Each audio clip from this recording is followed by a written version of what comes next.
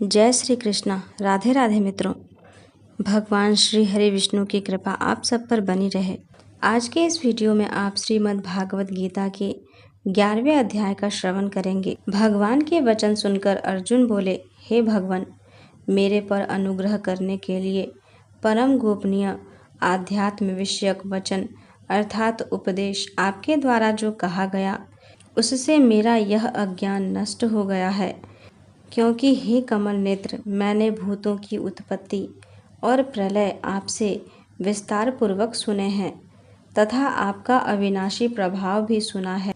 हे परमेश्वर, आप अपने को जैसा कहते हो यह ठीक ऐसा ही है, परंतु हे पुरुषोत्तम, आपके ज्ञान, ऐश्वर्य, शक्ति, बल, वीर्य तथा तेज युक्त रूप को प्रत्यक्ष देखना चाहता हूँ। इसीलिए हे प्रभु, मेरे द्वारा वह आपका रूप देखा जाना शक्य है, ऐसा यदि मानते हैं तो हे योगेश्वर, आप अपने अविनाशी स्वरूप का मुझे दर्शन कराइए। इस प्रकार अर्जुन के प्रार्थना करने पर श्री कृष्ण भगवान बोले, हे पार्थ, मेरे सैकड़ों तथा हजारों नाना प्रकार के और नाना वर्ण तथा आकृति वाले अलौकिक रूपों को देख।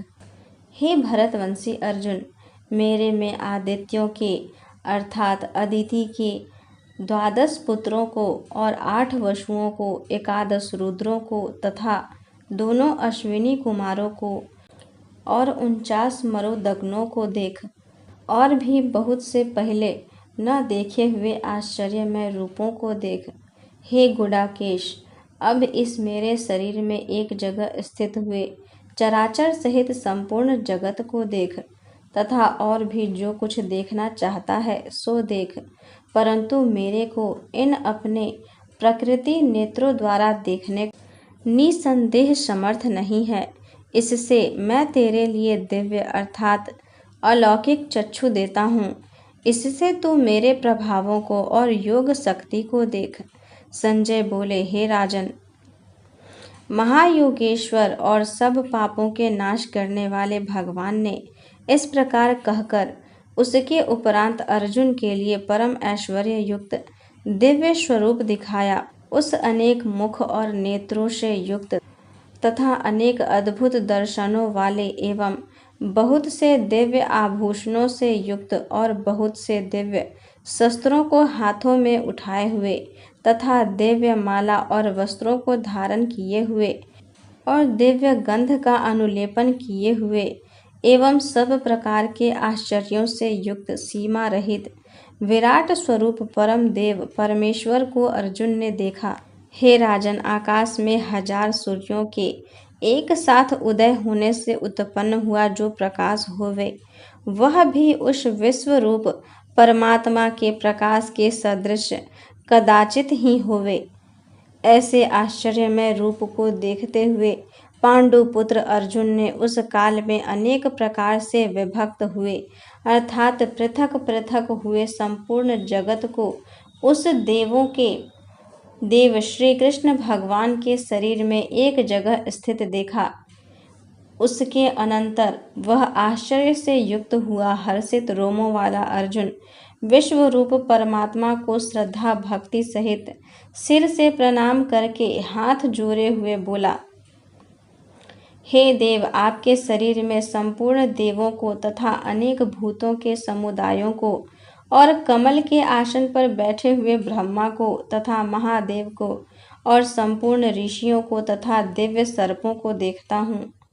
हे संपूर्ण विश्व के स्वामिन, आपके अनेक हाथ, पेट, मुख और नेत्रों से युक्त तथा सब ओर से अनंत रूपों वाला देखता हूँ।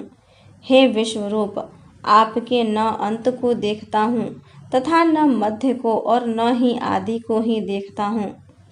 हे विष्णु, आपको मैं मुकुट युक्त, गदा युक्त और चक्र युक्त तथा सब ओर से प्रकाशमान तेज का पुंज, प्रज्वलित अग्नि और सूर्य के सदृश ज्योति युक्त देखने में अति गहन और अप्रमेय स्वरूप सब ओर से देखता हूँ। इसीलिए हे भगवान, आप ही जानने योग्य परम अक्षर हैं अर्थात पर ब्रह्म परमात्मा है और आप ही इस जगत के परम आश्रय हैं तथा आप ही अनादि धर्म के रक्षक हैं और आप ही अविनाशी सनातन पुरुष हैं, ऐसा मेरा मत है। हे परमेश्वर, मैं आपको आदि अंत और मध्य से रहित तथा अनंत सामर्थ्य से युक्त और अनंत हाथों वाला तथा चंद्र सूर्य रूप नेत्रों वाला और प्रज्वलित अग्नि रूप मुख वाला तथा अपने तेज से इस जगत को तपायमान करता हुआ देखता हूँ। महात्मन, यह स्वर्ग और पृथ्वी के बीच का संपूर्ण आकाश तथा सब दिशाएं एक आप से ही परिपूर्ण है तथा आपके इस अलौकिक तथा भयंकर रूप को देखकर तीनों लोग अति व्यथा को प्राप्त हो रहे हैं। हे गोविंद, वे सब देवताओं के समूह आप में ही प्रवेश करते हैं और कई एक भयभीत होकर हाथ जोड़े हुए आपके नाम और गुणों का उच्चारण करते हैं तथा महर्षि और सिद्धों के समुदाय कल्याण होवे ऐसा कहकर उत्तम उत्तम श्रोतों द्वारा आपकी स्तुति करते हैं। हे परमेश्वर, जो 11 रुद्र और 12 आदित्य तथा 8 वसु और साध्य गण, विश्वदेव तथा अश्विनी कुमार और मरुदग्न और पीतरों का समुदाय तथा गंधर्व, यक्ष, राक्षस और सिद्ध गणों के समुदाय हैं, वे सब ही विस्मित हुए आपको देखते हैं। हे महाबाहो, आपके बहुत मुख और नेत्रों वाले तथा बहुत हाथ, जंघा और पैरों वाले और बहुत उदरों वाले तथा बहुत सी विराल दाढ़ों वाले महान रूप को देखकर सब लोग व्याकुल हो रहे हैं तथा मैं भी व्याकुल हो रहा हूँ, क्योंकि हे विष्णु, आकाश के साथ स्पर्श किए हुए देदीप्यमान अनेक रूपों से युक्त तथा फैलाए हुए मुख और प्रकाशमान विशाल नेत्रों से युक्त आपको देखकर भयभीत अंतःकरण वाला मैं धीरज और शांति को नहीं प्राप्त होता हूँ। हे भगवान, आपके विकराल दाढ़ों वाले और प्रलय काल की अग्नि के समान प्रज्वलित मुखों को देखकर दिशाओं को नहीं जानता हूँ और सुख को भी नहीं प्राप्त होता हूँ। इसीलिए हे देवेश, हे जगन निवास, आप प्रसन्न होवे। मैं देखता हूँ कि वे सब ही धृतराष्ट्र के पुत्र राजाओं के समुदाय सहित आप में प्रवेश करते हैं और भीष्म पितामह, द्रोणाचार्य तथा वह कर्ण और हमारे पक्ष के भी प्रधान योद्धाओं के सहित सब के सब वेग युक्त हुए आपके विकराल दाढ़ों वाले भयानक मुखों में प्रवेश करते हैं और कई एक चूर्ण हुए सिरों सहित आपके दांतों के बीच में लगे हुए दिखते हैं। हे विश्व मूर्ते, जैसे नदियों के बहुत से जल के प्रवाह समुद्र के ही सम्मुख दौड़ते हैं अर्थात समुद्र में प्रवेश करते हैं, वैसे ही वे सूरवीर मनुष्यों के समुदाय भी आपके प्रज्वलित हुए मुखों में प्रवेश करते हैं।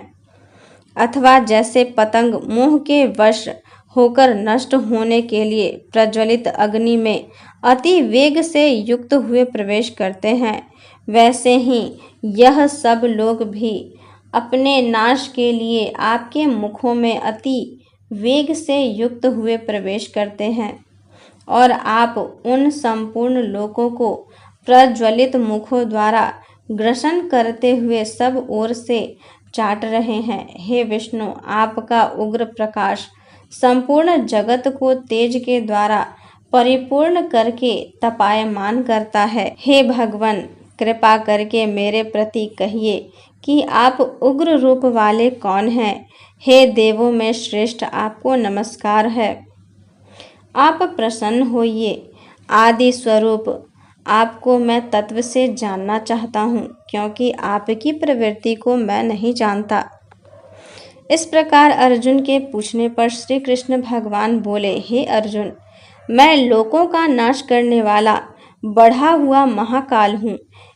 इस समय इन लोकों को नष्ट करने के लिए प्रवृत्त हुआ हूँ। इसीलिए जो प्रतिपक्षियों की सेना में स्थित हुए योद्धा लोग हैं, वे सब तेरे बिना भी नहीं रहेंगे, अर्थात तेरे युद्ध न करने से भी इन सब का नाश हो जाएगा। इससे तू खरा हो और यश को प्राप्त कर तथा शत्रुओं को जीत कर धन धान्य से संपन्न राज्य को भोग।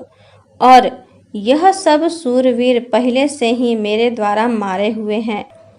हे सव्यसाचिन, तू तो केवल निमित्त मात्र ही हो जा तथा इन द्रोणाचार्य और भीष्म पितामह तथा जयद्रथ और कर्ण तथा और भी बहुत से मेरे द्वारा मारे हुए शूरवीर योद्धाओं को तू मार और भय मत कर।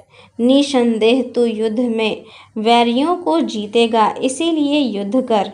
इसके उपरांत संजय बोले, हे राजन, केशव भगवान के इस वचन को सुनकर मुकुटधारी अर्जुन हाथ जोड़े हुए कांपता हुआ नमस्कार करके फिर भी भयभीत हुआ प्रणाम करके भगवान श्री कृष्ण के प्रति गदगद वाणी से बोला, हे अंतर्यामिन, यह योग्य ही है कि जो आपके नाम और प्रभाव के कीर्तन से जगत अति हर्षित होता है और अनुराग को भी प्राप्त होता है तथा भयभीत हुए राक्षस लोग दिशाओं में भागते हैं और सब सिद्ध गणों के समुदाय नमस्कार करते हैं। हे महात्मन, ब्रह्मा के भी आदि करता और सबसे बड़े आपके लिए वे कैसे नमस्कार नहीं करें, क्योंकि हे अनंत, हे देवेश, हे जगन निवास, जो सत असत और उनसे परे अक्षर अर्थात सच्चिदानंद घन ब्रह्म है, आप ही हैं। हे प्रभु, आप आदि देव और सनातन पुरुष हैं। आप इस जगत के परम आश्रय और जानने वाले तथा जानने योग्य और परम धाम हैं। हे अनंत रूप, आपसे यह सब जगत व्याप्त अर्थात परिपूर्ण है। हे हरे, आप वायु, यमराज, अग्नि, वरुण, चंद्रमा तथा प्रजा के स्वामी ब्रह्मा और ब्रह्मा के भी पिता हैं। आपके लिए हजारों बार नमस्कार नमस्कार होवे। आपके लिए फिर भी बारंबार नमस्कार नमस्कार होवे। हे अनंत सामर्थ्य वाले, आपके लिए आगे से और पीछे से भी नमस्कार है। हे सर्वात्मन, आपके लिए सब ओर से नमस्कार होवे, क्योंकि अनंत पराक्रमशाली आप सब संसार को व्याप्त किए हुए हैं, इससे आप ही सर्व रूप हैं।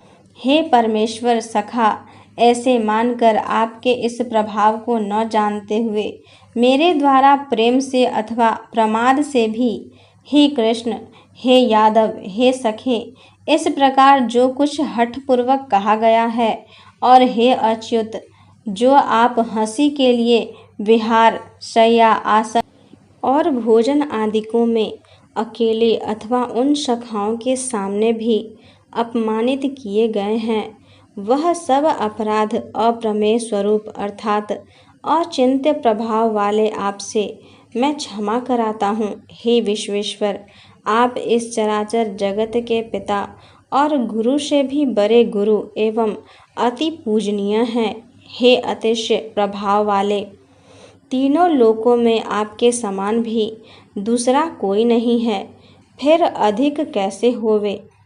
इससे हे प्रभु, मैं शरीर को अच्छी प्रकार चरणों में रख के और प्रणाम करके स्तुति योग्य आप ईश्वर को प्रसन्न होने के लिए प्रार्थना करता हूँ। हे देव, पिता जैसे पुत्र के और सखा जैसे सखा के और पति जैसे प्रिय स्त्री के, वैसे ही आप भी मेरे अपराधों को सहन करने के लिए योग्य हैं। हे विश्वमूर्ते, मैं पहले न देखे हुए आश्चर्य में आपके इस रूप को देखकर हर्षित हो रहा हूँ और मेरा मन भय से अति व्याकुल भी हो रहा है।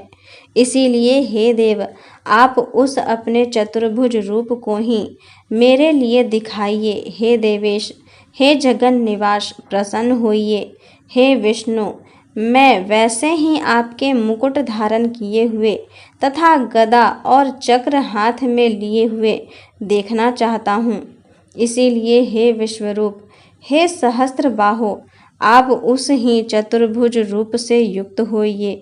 इस प्रकार अर्जुन की प्रार्थना को सुनकर श्री कृष्ण भगवान बोले, हे अर्जुन, अनुग्रह पूर्वक मैंने अपनी योग शक्ति के प्रभाव से यह मेरा परम तेजोमय, सबका आदि और सीमा रहित विराट रूप तेरे को दिखाया है, जो कि तेरे सिवा दूसरे से पहले कभी नहीं देखा गया। हे अर्जुन, मनुष्य लोक में इस प्रकार विश्व रूप वाला मैं न वेद और यज्ञों के अध्ययन से तथा न दान से और न क्रियाओं से और न उग्र तपों से ही तेरे सिवा दूसरे से देखा जाने को शक्य हूँ। इस प्रकार मेरे इस विकराल रूप को देखकर तेरे को व्याकुलता न होवे और मूढ़ भाव भी न होवे और भय रहित प्रीति युक्त मन वाला तू उस ही मेरे को शंख चक्र गदा पद्म सहित चतुर्भुज रूप को फिर देख।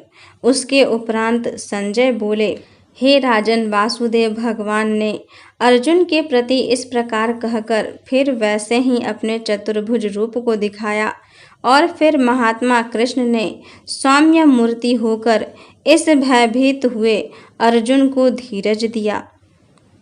उसके उपरांत अर्जुन बोले, हे जनार्दन, आपके इस अति शांत मनुष्य रूप को देखकर अब मैं शांत चित्त हुआ अपने स्वभाव को प्राप्त हो गया हूँ। इस प्रकार अर्जुन के वचन को सुनकर श्री कृष्ण भगवान बोले, हे अर्जुन, मेरा यह चतुर्भुज रूप देखने को अति दुर्लभ है कि जिसको तुमने देखा है, क्योंकि देवता भी सदा इस रूप के दर्शन करने की इच्छा वाले हैं। हे अर्जुन, न वेदों से, न तप से, न दान से, न यज्ञ से इस प्रकार चतुर्भुज रूप वाला मैं देखा जाने को शक्य हूँ कि जैसे मेरे को तुमने देखा है। परंतु हे श्रेष्ठ तप वाले अर्जुन, अनन्य भक्ति करके तो इस प्रकार चतुर्भुज रूप वाला मैं प्रत्यक्ष देखने के लिए और तत्व से जानने के लिए तथा प्रवेश करने के लिए अर्थात एक ही भाव से प्राप्त होने के लिए भी शक्य हूँ।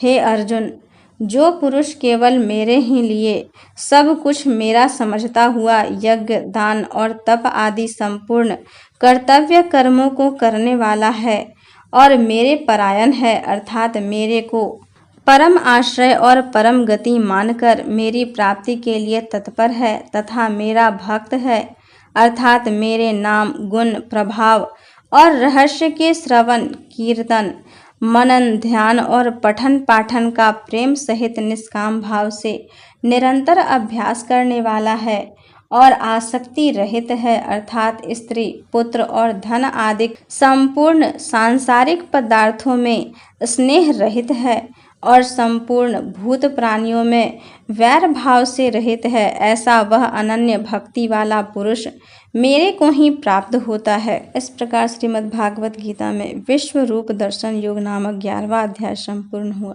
आगे की कथा सुनने के लिए मेरे वीडियो को लाइक करें, अपने दोस्तों के साथ शेयर करें तथा मेरे चैनल को सब्सक्राइब करें। धन्यवाद।